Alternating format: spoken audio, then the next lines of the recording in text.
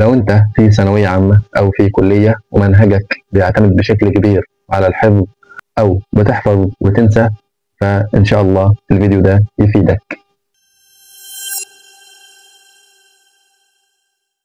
السلام عليكم.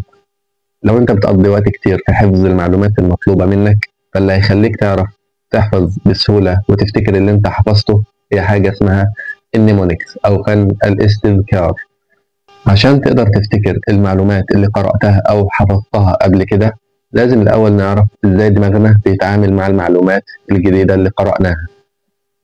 دماغنا فيه أكتر من 86 مليار خلية عصبية، بين كل خلية وخلية بينشأ حاجة اسمها ساينابس أو اتصال عصبي.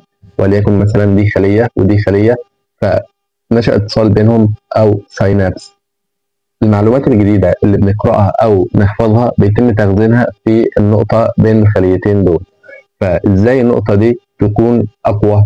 كل ما كررت المعلومة على دماغك، كل ما كررت المعلومة على دماغك، كل ما كان الاتصال بين النقطتين دول أقوى. كمان كل ما ربطت المعلومة الجديدة دي بحاجة حواليك، كل ما كان تذكرها أسرع وأحسن. وده هو موضوع فيديو النهاردة. النيمونيكس هي أي نظام يساعدك في تذكر المعلومات الجديدة عن طريق ربطها بمعلومات يسهل تذكرها. تاني، النيمونيكس هي أي نظام يساعدك في تذكر المعلومات الجديدة عن طريق ربطها بمعلومات يسهل تذكرها. وعشان أقرب لك الموضوع شوية هقول لك 3 أمثلة مختلفة على النيمونيكس. أول مثال وهو الأشهر هي شهور السنة 31 وال30 يوم.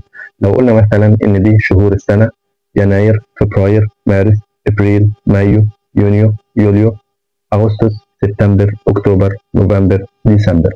فكل عظمة باردة من دول بتمثل شهر 31 يوم، وكل فاصل بيمثل شهر 30 يوم ما عدا شهر فبراير 28 يوم.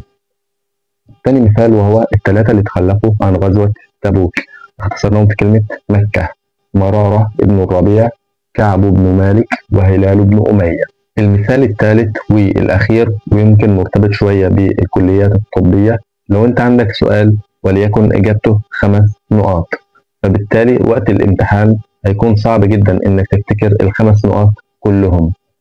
وليكن أعراض الهايبر ثايروديزم أو تضخم الغدة الدرقية، اختصرتهم في كلمة ستينج. الاس سويتنج، التي تريمور وتاكيكارديا، الاي انتوليرانس اوف هيت، الان نيرفسنس، والجي جويتر. الفكرة كلها إنك تربط المعلومة الجديدة بحاجة سهل عليك إنك تفتكرها. وصدقني بمجرد ما تطبق النيمونيكس في نظام مذاكرتك هيبقى سهل جدا تفتكر أي معلومة أنت حفظتها. وبس كده، والسلام عليكم.